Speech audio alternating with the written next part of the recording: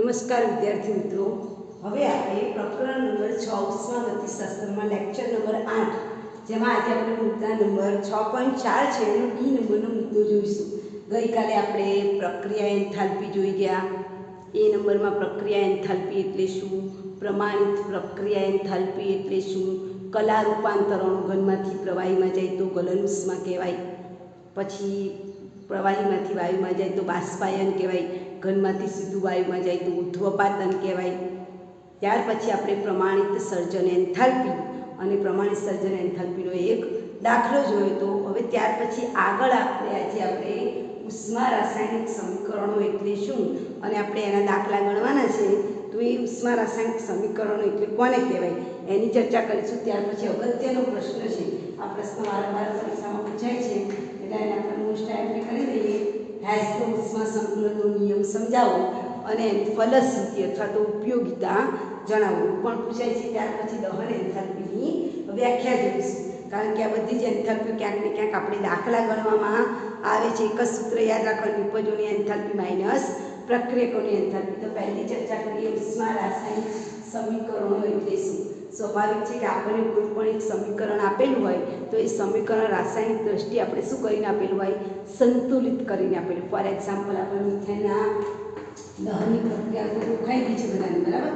તો દહનની પ્રક્રિયા લખીએ તો અહીંયા તમે જુઓ કે આ પ્રક્રિયામાં કેવી છે, એકદમ સંતુલિત પ્રક્રિયા છે. તો આ પ્રક્રિયા દરમિયાન જો હું ડેલ્ટા RH બરાબર આવું લખું, નિપજોના મોલ માઇનસ પ્રક્રિયકોના મોલ, તો આ પ્રકારનું જે સમીકરણ છે એને શું કહેવાય, ઉષ્મા રાસાયણિક સમીકરણો, કે જેમાં આપણે ઉષ્મા જે સમીકરણ સંતુલિત કરેલું છે એ સંતુલિત સમીકરણની અંદર એન્થાલ્પીના ફેરફારો ગણીએ છીએ.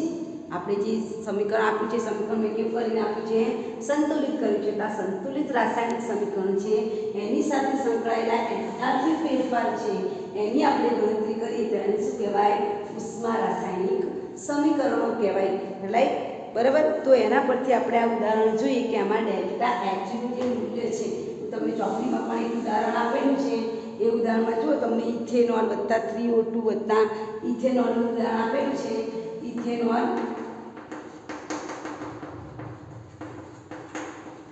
ઇથેનોલના ઉદાહરણ દ્વારા CO2 વાયુ અને પાણીના અણુ બનાવેલા છે. તો આ સમીકરણ કેવું છે, બરાબર જોજો, રાસાયણિક દ્રષ્ટિએ કેવું છે, સંતુલિત છે. અને એ સંતુલિત પ્રક્રિયા દરમિયાન આની જે ડેલ્ટા એચ મળે છે એની વેલ્યુ કેવી મળે છે, માઇનસ મળે છે, માઇનસ 1367 કિલો જૂલ પ્રતિ મોલ મળે છે. તો આ જે વેલ્યુ મેં લખી છે એ એની સાથે સંકળાયેલા એન્થાલ્પી ફેરફારની વેલ્યુ છે, જેને આપણે શું કહીશું, ઉષ્મા રાસાયણિક સમીકરણ. નંબર 1, પહેલું તો સમીકરણ કેવું હોવું જોઈએ, સંતુલિત હોવું જોઈએ.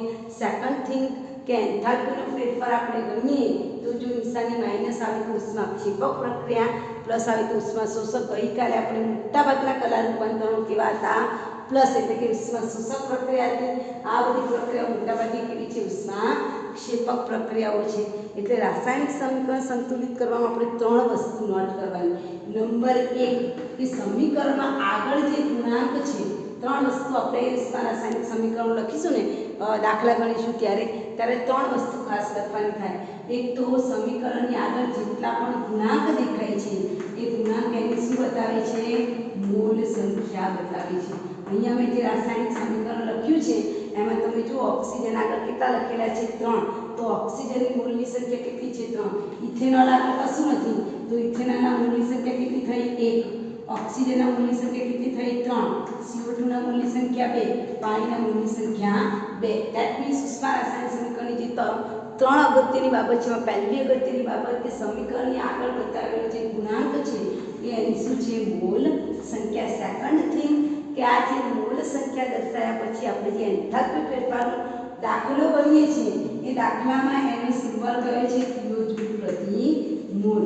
આપણે કોઈ પણ દાખલાની એન્થાલ્પી ગણીશું તો દાખલા તરીકે તમને એક ઉદાહરણ પણ આપેલું છે. એમાં આ ઉદાહરણ આપ્યું છે F2O3 નું ઉદાહરણ તમારી ચોપડીમાં આપેલું છે. F2O3 બરાબર આપણે અહીંયા ગણીએ છીએ, F2O3 આપેલું છે, F2O3 વત્તા 3 oxygen, sorry 3H2, it gives twice Fe,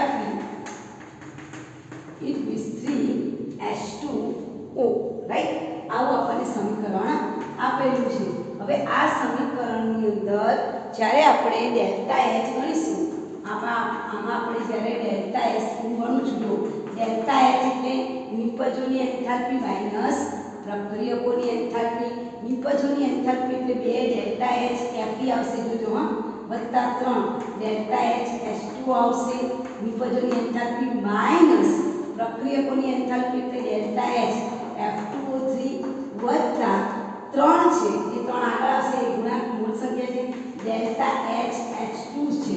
તો તમને સવાલ થાય કે ડાયરેક્ટ જ 3 ની સાથે પાણીની એન્થાલ્પી ગુણેલી છે, એનું કારણ શું કે Fe એકલું તત્વ છે, એકલ તત્વની એન્થાલ્પી કેવી હોય? શૂન્ય હોય. એવી રીતે વાયુ તત્વની એન્થાલ્પી પણ કેવી હોય? શૂન્ય હોય. એટલે તમને રકમમાં એ ગણેલી નથી. યાદ રાખજો, એકલ તત્વ હોય, કોઈ પણ એકલ તત્વ હોય, Fe હોય, કોપર હોય, ઝીંક હોય, કોઈ પણ એકલ તત્વ એની ઓક્સિડેશન એની એન્થાલ્પી કેવી હશે? શૂન્ય હોય છે. એટલે વાયુરૂપ પદાર્થ હશે. વાયુરૂપ પદાર્થ એટલે Cl2 હોય, H2 હોય, N2 હોય, O2 હોય, કે બધાની પણ એન્થાલ્પી આપણે કેવી લઈ લેવાની? શૂન્ય. પ્રમાણિત સ્વરૂપ હોય તો પણ પ્રમાણિત સ્વરૂપની પણ એન્થાલ્પી કેવી હોય? શૂન્ય હોય છે. બરાબર, પ્રમાણિત સ્વરૂપની એન્થાલ્પી પણ કેવી હોય? શૂન્ય હોય. એટલે દાખલામાં એ નહીં આપેલી હોય એની વેલ્યુ તમારે કેવી લેવાની? 0 લેવાની. એટલે તમારી ચોપડીમાં જે દાખલો આપે છે એમાં ડેલ્ટા એચ બરાબર Feનું આખું પદ કેવું થઈ જાય છે? 0 થઈ જાય છે. એટલે ડાયરેક્ટ આપેલું છે 3 બરાબર, 3. અને પાણીની જે એન્થાલ્પી છે, પાણીની એન્થાલ્પી આપેલી છે -285.83. પછી નિપજો માઇનસ પ્રક્રિયકો આવે છે, તો પ્રક્રિયકોમાં F2O3 ની આપેલી છે બરાબર, અને H2 ની નહીં, કારણ કે H2 એ કેવો છે?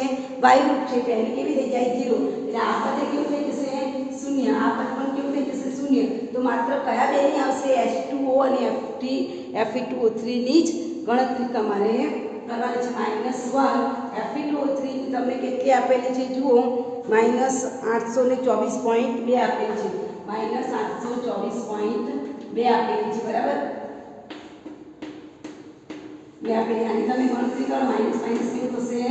પ્લસ થશે બરાબર. અને આની સાથે આનો ગુણાકાર કરો 285.8 એટલે તમારો આવશે -58 વત્તા ઓછા 858.7. અને આમાં વત્તા ઓછા કરો, વત્તા ઓછા એટલે -33.3 જવાબ મળે છે. એટલે અહીંયા પણ એકમ કેવો આવશે? કિલોજૂલ પ્રતિ મોલ. અને માઇનસની નિશાની આવે છે એટલે પ્રક્રિયા કેવી છે? ઉષ્માક્ષેપ. પહેલો મુદ્દો કે આગળના બધા ગુણાંક કોની સંખ્યા બતાવે? મોલ સંખ્યા હોય. સેકન્ડ મુદ્દો કે તમારે જે સૂત્ર લખવાનું છે, કયું લખવાનું? નિપજોના મોલ માઇનસ પ્રક્રિયકોના મોલ. એમાં યાદ રાખો, એકલ તત્વો જ્યાં પણ આવતા હોય એ તમારે જાતે શું લખી દેવાનું છે? 0 લખી દેવાનું છે. એની એન્થાલ્પી હોય ને એ 0 હોય, એ પ્રમાણિત સ્વરૂપ હોય, એની એન્થાલ્પી ફેરફાર કેવો હોય? શૂન્ય હોય. એટલે એ 0 લખવાની. વાયુ પદાર્થ પર તમારે કેવી લખવાની? 0 લખવાની. અને એનું જે એકમ આવશે કયો આવશે? કિલોજૂલ પ્રતિ મોલ આવશે. એટલે થર્ડ મુદ્દો કે જો તમારી પ્રક્રિયા પુરોગામી હોય ત્યારે એ ડેલ્ટા એચ ની વેલ્યુ માઇનસ હોય, તો પ્રતિગામી પ્રક્રિયા કરો એટલે નિશાની બદલાઈ જાય. ત્રીજો અને અગત્યનો મુદ્દો. ત્રીજો મુદ્દો, દાખલા તરીકે મારી પુરોગામી પ્રક્રિયા કરાવી છે બરાબર. તો પુરોગામી પ્રક્રિયા આપણે એક પ્રક્રિયા લખીએ છીએ. દાખલા તરીકે કાર્બન બતાવો 30 CO2 મળે છે, -393.5 આપેલા છે બરાબર. ડેલ્ટા એચ આ પુરોગામી દિશાની પ્રક્રિયા છે. આ પુરોગામી દિશાની પ્રક્રિયાની વેલ્યુ જો તમને માઇનસ આપેલી હોય, ઊંધી પ્રક્રિયા આપી હોય, CO2 માંથી આવું કીધું હોય કે કાર્બન બતાવો, તો પ્રક્રિયા ઉલટાઈ જાય તો નિશાની પણ બદલાઈ જાય. જે પ્લસ છે એ કેવું થઈ જશે? માઇનસ થઈ જશે. એટલે કે પુરોગામી પ્રક્રિયામાં જે વેલ્યુ મળતી હોય એ પ્રતિગામી પ્રક્રિયામાં કેવી થઈ જશે? બદલાઈ જશે. પ્રતિગામી પ્રક્રિયામાં માઇનસ તો પ્લસ થઈ જાય, પ્લસનું માઇનસ થઈ જાય. રાઈટ. તો આ થઈ ગયું તમારા ઉષ્મા રાસાયણિક સમીકરણો. જે દાખલા ગણવા માટે ઉપયોગી છે. નંબર 1, પહેલા તો સમીકરણને શું કરવાનું? સંતુલિત કરવાનું. સંતુલિત કરશો એટલે આગળનો જે ગુણાંક મળે છે એ મૂળની સંખ્યા છે. સેકન્ડ મુદ્દો કે તમે દાખલો ગણો એટલે સૂત્ર એક જ આવે છે, નિપજોના મોલ માઇનસ પ્રક્રિયકોના મોલ.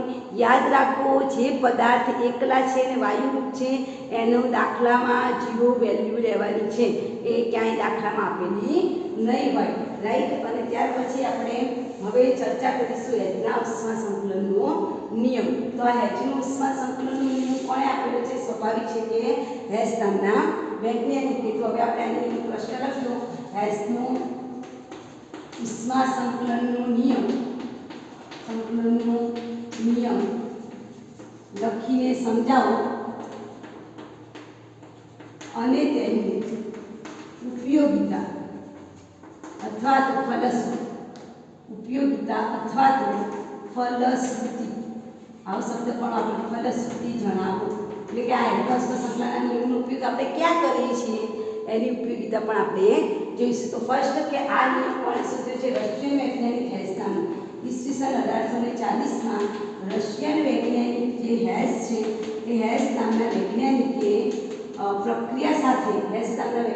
રાસાયણિક પ્રક્રિયા સાથે સંકળાયેલા જે ઉષ્માના ફેરફારો છે એનો અભ્યાસ કરીને આપણને શું આપેલું છે? ઉષ્મા સંકલનનો નિયમ. એટલે પહેલાં આપણે શું લખીશું કે 1840માં રશિયન વૈજ્ઞાનિકે, તમે ના લખો તો પણ ચાલે, આવું આપણે કહી શકીએ કે હેસ તો ઉષ્મા સંકલનનો નિયમ ધેટ મીન્સ કોને શોધેલો છે? હેસ નામના વૈજ્ઞાનિકોએ શું કરીને શોધ્યો છે? તો રાસાયણિક પ્રક્રિયાઓના ઉષ્માના ફેરફારોનો અભ્યાસ કરીને આપણને ઉષ્મા સંકલનનો નિયમ આપેલો છે. સેકન્ડ તો આ નિયમ શું કહે છે? કોમા ઇન્ટુ ઇન્વર્ટેડ કોમામાં લખીશું કે રાસાયણિક પ્રક્રિયામાં થતો કુલ એન્થાલ્પીનો ફેરફાર એ જુદા જુદા તબક્કામાં થતા એન્થાલ્પી ફેરફારના સરવાળા બરાબર હોય છે. એટલે નિયમ ખાસ કરજો, રાસાયણિક પ્રક્રિયામાં થતો કુલ એન્થાલ્પીનો ફેરફાર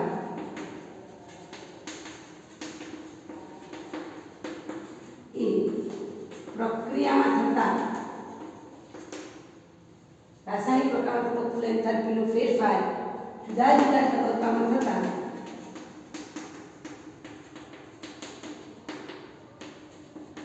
એન્થાલ્પી ફેરફારનો રૈખિક સરવાળા બરાબર હોય છે.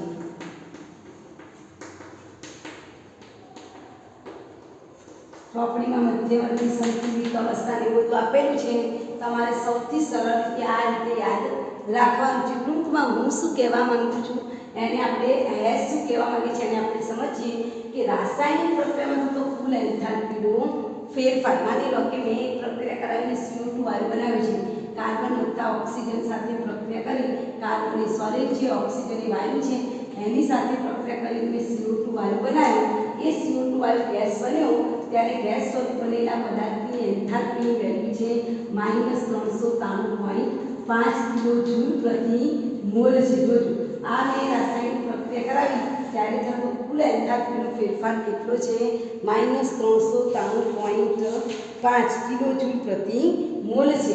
બરાબર. પણ આ જ પદાર્થ એટલે કે આ જ CO2 વાયુ માની લો કે હું જુદા જુદા બે તબક્કાઓ કરીને આ જે ફેરફાર મને કેટલો મળ્યો? કુલ એન્થાલ્પીનો ફેરફાર કેટલો મળ્યો? 393.5. હવે આ જ વસ્તુ એટલે કે આ CO2 પદાર્થની જુદી જુદી તબક્કામાં પ્રક્રિયા કરીને મેળવું તો એ જુદા જુદા તબક્કામાં જે એન્થાલ્પીનો ફેરફાર થાય છે એનો તમે સરવાળો કરો તો એ સરવાળો કોના બરાબર હોય? કુલ એન્થાલ્પી ફેરફાર બરાબર હોય છે. તમે જુઓ મેં કાર્બનમાંથી સીધો જ CO2 વાયુ બનાવ્યો તો એન્થાલ્પીનો ફેરફાર કેટલો મળે? 393.5 મળે છે. બરાબર. હવે આપણે આ જ CO2 વાયુ બે જુદા જુદા તબક્કામાં પ્રક્રિયા કરીને બતાવીએ તો કાર્બન છે એ અપૂર્ણ દહન કરે. અપૂર્ણ દહન એટલે અડધા ઓક્સિજન સાથે પ્રક્રિયા કરે તો સ્વાભાવિક છે શું બને? કાર્બન મોનોક્સાઇડ વાયુ બને. આ કાર્બન પહેલો તબક્કો ડેલ્ટા H છે. આ પહેલો તબક્કો પહેલા તબક્કામાં મેં કાર્બન મોનોક્સાઇડ બનાવ્યું તો કાર્બન મોનોક્સાઇડ એટલે ડેલ્ટા H હોય ત્યારે જે એન્થાલ્પીનો ફેરફાર મને મળે છે એ -110.54 કિલોજૂલ પ્રતિ મોલ મળે છે. જોજો એની ઉપયોગિતા આપણે લખ્યું છે. નિયમ લખો અને સમજાવો તો હું સમજાવું છું. નિયમ તો લખી નાખે આપણે હવે સમજાવીએ છીએ. આ નિયમ એવું લખ્યું કે કુલ એન્થાલ્પીનો ફેરફાર એ જુદા જુદા તબક્કામાં જેટલા પણ 10 તબક્કા હોય 5 હોય કે 3 એ બધા 3 તબક્કાનો તમે સરવાળો કરો એના બરાબર હોય છે. ધેટ મીન્સ કે delta H R delta H1 delta H2 delta H3 તમે જેટલા તબક્કામાં પ્રક્રિયા કરાવી હોય એ બધા તબક્કાના સરવાળા બરાબર હોય છે. પહેલા તબક્કો મેં કરાવ્યો તેમાં કેટલું મળ્યું? 110.54 કિલોજૂલ. હવે વળી પાછું મારે હજુ શું કરવા છે? CO2 વાળું એટલે બીજા તબક્કામાં જે કાર્બન મોનોક્સાઇડ છે એનું બધું હું ઓક્સિડેશન કરાવીશ એટલે શું મળશે? અપૂર્ણ દહન થાય કાર્બન મોનોક્સાઇડ હજુ વધારે ઓક્સિડેશન કરાવ્યું તો સંપૂર્ણ ઓક્સિડેશન થઈ શું મળશે? CO2 વાયુ મળે છે. ત્યારે થતો એન્થાલ્પીનો ફેરફાર જુઓ તમને કેટલો મળે છે -282.96 મળે છે. કેટલો મળે છે -282.96 કિલો જૂલ પ્રતિ મોલ મળે છે. હવે તમે આ બે તબક્કાનો સરવાળો કરો, તબક્કા નંબર 1 અને તબક્કા નંબર 2, આ ડેલ્ટા H1 વત્તા ડેલ્ટા H2 નો તમે સરવાળો કરો તો તમે સરવાળામાં 6 ને 4 10 30 બધી તેની 1 6 5 ને 10 ને 6 બરાબર. અહીંયા તમને બે એક અહીંયા 3 આવશે, અહીંયા 9 આવશે અને એટલે -393.6 મળે છે. એ એક્ઝેક્ટલી કેટલું છે અહીંયા જે વેલ્યુ આપેલી છે એના બરાબર મળે છે. એનો મતલબ કે કુલ એન્થાલ્પીનો ફેરફાર કોના બરાબર હોય? જુદા જુદા તબક્કામાં થતા એન્થાલ્પી ફેરફારના સરવાળા બરાબર હોય. મેં CO2 ડાયરેક્ટ બનાવ્યો તો એમાં એનો એન્થાલ્પી ફેરફાર 393 મળ્યો. હવે આ જ CO2 ને મેં જુદા જુદા બે તબક્કામાં બનાવ્યું. પહેલા કાર્બન મોનોક્સાઇડ બનાવ્યો અને ત્યાર પછી કાર્બન મોનોક્સાઇડમાંથી શું બનાવ્યું? CO2 બનાવ્યું. તો પહેલા તબક્કા અને બીજા તબક્કાના એન્થાલ્પી ફેરફારનો તમે સરવાળો કરશો તો એ પણ કોના બરાબર મળશે? કુલ એન્થાલ્પી ફેરફાર બરાબર મળે છે. તેને ઉષ્મા સંકલનનો નિયમ કહેવામાં આવે છે. સમજણ પડી ગઈ? ક્લિયર? Repeat again. કાર્બન જો ઓક્સિજન સાથે પ્રક્રિયા કરાવો તો એક જ તબક્કામાં પ્રક્રિયા કરવાથી ડેલ્ટા H કેટલું મળે છે? -393.59 મળે છે. બરાબર. અને આ જ CO2 હું બે જુદા જુદા તબક્કામાં બનાવું, એકમાં કાર્બન મોનોક્સાઇડ બનાવું અને ત્યાર પછી બીજા તબક્કામાં કાર્બન મોનોક્સાઇડમાંથી કાર્બન ડાયોક્સાઇડ બનાવ્યું, તો આ બની જે છે ડેલ્ટા H અને ડેલ્ટા H એ બંનેનો તમે સરવાળો કરશો તો એ પણ તમને કોના બરાબર મળશે? કુલ એન્થાલ્પી ફેરફારના બરાબર મળે છે. અહીંયા નિયમ સાબિત થાય છે કે રાસાયણિક પ્રક્રિયામાં થતો કુલ એન્થાલ્પીનો ફેરફાર એ જુદા જુદા તબક્કામાં થતા એન્થાલ્પી ફેરફારના સરવાળા બરાબર. માનો કે તમારી પાસે આ એક પદાર્થ મેં પદાર્થ બનાવ્યો છે, એ વખતે જે એન્થાલ્પીનો ફેરફાર છે એને ડેલ્ટા HR કહું છું. બરાબર. તો આ અવસ્થામાંથી આ અવસ્થામાં જવા માટે માની લો કે મેં પહેલો તબક્કો કરાવ્યો છે, એમાં મળતી એન્થાલ્પી ડેલ્ટા H1 છે, બીજો તબક્કો કરાવ્યો ડેલ્ટા H2 છે અને ત્રીજો તબક્કો છે ડેલ્ટા H3 છે. તો આનો મતલબ શું થાય કે એમાંથી બીમાં જવા માટે મારે ડેલ્ટા H1 વત્તા ડેલ્ટા H2 વત્તા ડેલ્ટા H3 નો સરવાળો કરું તો મને કેટલું મળશે? Delta HR. કુલ એન્થાલ્પી ફેરફારનો સરવાળો મને જુદા જુદા 3 તબક્કામાં કરેલા ફેરફાર બરાબર જોવા મળે છે. પેલી બાજુ દેખાય છે? Okay, right. બરાબર. તો જુદા જુદા ફેરફાર આ બાજુ દેખાતું નહોતું? Okay. Oh my God. Okay, ચાલો. બરાબર. જુદા જુદા એન્થાલ્પી ફેરફારના સરવાળા બરાબર આપણને જોવા મળે છે. તો આ થઈ ગયું તમારું ઉષ્મા સંકલનનું નિયમ. વેરી મોસ્ટ છે, વધારે પડતો પૂછાય છે પરીક્ષામાં. હવે એની ઉપયોગિતા, એની ફલશ્રુતિ જવાબમાં લખાય છે, એની ઉપયોગિતા જણાવો. તો આ જે ઉષ્મા સંકલનનો નિયમ છે એનો ઉપયોગ કરીને આપણે ઉષ્મા રાસાયણિક સમીકરણ સાથે સંકળાયેલા સરવાળા બાદબાકી, ધેટ મીન્સ નિપજોના મોલ માઇનસ પ્રક્રિયકોના મોલ, એની ગણતરી કરી શકીએ. એટલે પહેલી ઉપયોગિતા લખજો, ઉષ્મા રાસાયણિક સમીકરણ સાથે સંકળાયેલા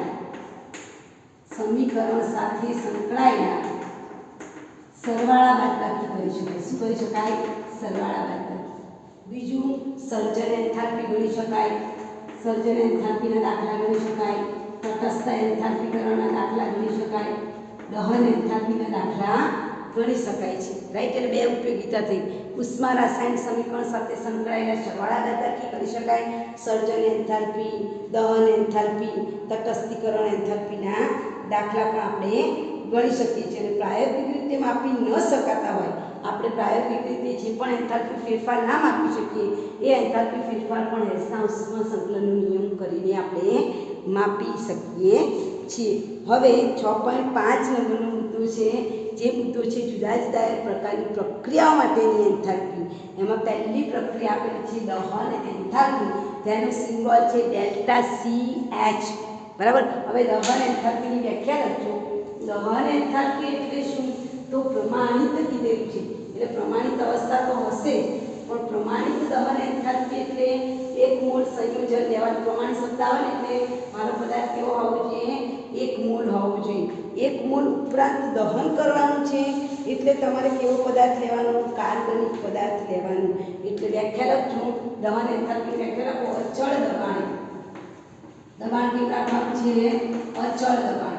અચળ દબાણે 1 મોલ કાર્બનિક પદાર્થનું ઓક્સિજનની હાજરીમાં 1 मोल, कारण કે મેં પદાર્થ પ્રમાણિત એન્થાલ્પી લીધી છે, પ્રમાણિત દહન એન્થાલ્પી છે। આગળ પણ પ્રમાણિત શબ્દ આવશે। તમારો પદાર્થ કેવો લેવાનો? 1 મોલ લેવાનો। તો વ્યાખ્યા લખજો, અચળ દબાણે 1 મોલ કાર્બનિક પદાર્થ, જો શબ્દ આપેલો છે કાર્બનિક પદાર્થ એટલે ગ્રેફાઇટ, હીરો, પછી ઓર્ગેનિક કમ્પાઉન્ડ ઇથેનોલ, મિથેનોલ એવા બધા પદાર્થોની વાત છે। હા, ધાતુ તત્વો નહીં, કાર્બનિક 1 મોલ કાર્બનિક પદાર્થનું ઓક્સિજનની હાજરીમાં સંપૂર્ણ દહન, આ શબ્દ પણ એટલો જ અગત્યનો, અપૂર્ણ દહન નહીં। હા, અપૂર્ણ દહન થાય તો કાર્બન મોનોક્સાઇડ બને, સંપૂર્ણ દહન 1 મોલ કાર્બનિક પદાર્થનું ઓક્સિજનની હાજરીમાં સંપૂર્ણ દહન, શબ્દ ખાસ ધ્યાન આપજો, સંપૂર્ણ દહન થાય ત્યારે પદાર્થ સળગે તો ઉષ્મા શું કરે? મુક્ત કરે। એટલે દહન થાય ત્યારે મુક્ત થતી એન્થાલ્પીને